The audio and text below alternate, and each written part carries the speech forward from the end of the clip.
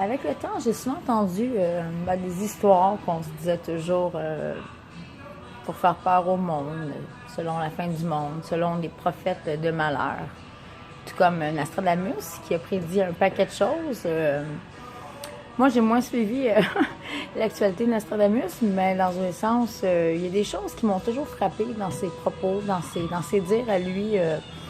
Un peu comme après le dernier pape que nous aurons dans la religion catholique, au fait, le pape, là, serait un pape noir. Mais lorsqu'il disait ça, Nostradamus, ne s'agissait-il pas de la couleur de la peau de la personne? C'est ce que moi j'ai pensé premier coup. Quand j'entendais cette phrase, mais voyons, comment ça, que ça dérange qu'il soit noir, tu sais. Au fait, non, un président noir, autant qu'un président blanc, tu sais, quand on parle des gens, tes gants sont pas si blancs que ça, tu sais, en voulant dire que tu as toi aussi des torts. Mais lorsqu'on parle d'une noirceur, on parle de quelque chose de plutôt ténébreux dans le cas. Si on regarde le Vatican, il y a des choses qui se passent en bas du Vatican qui est un peu...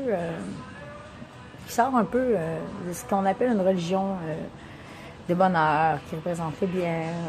On parle d'un mal à l'état pur aussi. Moi, j'ai entendu des choses horribles. C'est pas... j'ai pas été confirmé ça me tente pas d'y aller non plus. Pour en venir à ce qui a mentionné Nostradamus dans ses dires, je me l'ai fait dire à de nombreuses fois, à de nombreuses reprises, je me suis fait dire que le dernier pape serait noir. Mais au fait, c'était plutôt sataniste. Si je regarde les yeux du pape François, il y a quelque chose de malsain. Il n'est pas là à net, tu sais, sans vouloir descendre le gars, mais au fait, c'est plutôt un mondialiste. Puis, depuis que le pape François est là, puis même que je pourrais dire, même avant Benoît XVI, là, qui est venu, on dirait, mêler les cartes là, dans la religion, je sens quelque chose de malsain dans cet homme. Je sais pas, je peux pas dire exactement quoi, mais je présume qu'il est réellement un mondialiste, qu'il veut un gouvernement, une pensée unique, tout comme les autres.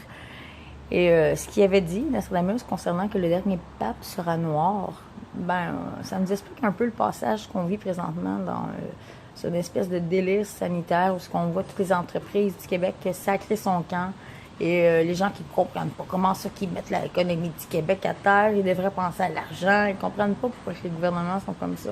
En fait, c'est pas compliqué, hein? Ils sont corrompus jusqu'à moi, alors ils ont accepté de l'argent de mondialistes afin de mettre notre économie à nous à terre. Pour pouvoir avoir deux classes moyennes, pas des classes moyennes, pour que la classe moyenne, excusez-moi, disparaisse. On se retrouve avec les pauvres et les riches. Bon, on sait que les pauvres vont sûrement devenir des esclaves et les riches, évidemment, comme d'habitude. Par contre, moi, je refuse de vivre dans un monde comme ça.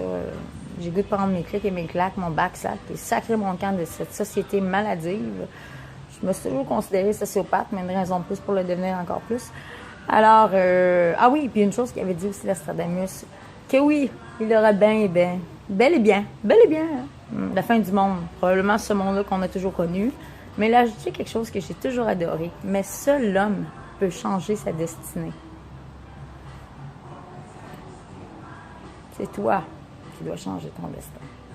N'attends pas après les autres, ça sert à rien. Soyez forts, soyez intelligents, voyez les coups venir avant. Prenez vos clics et vos claques et on se revoit.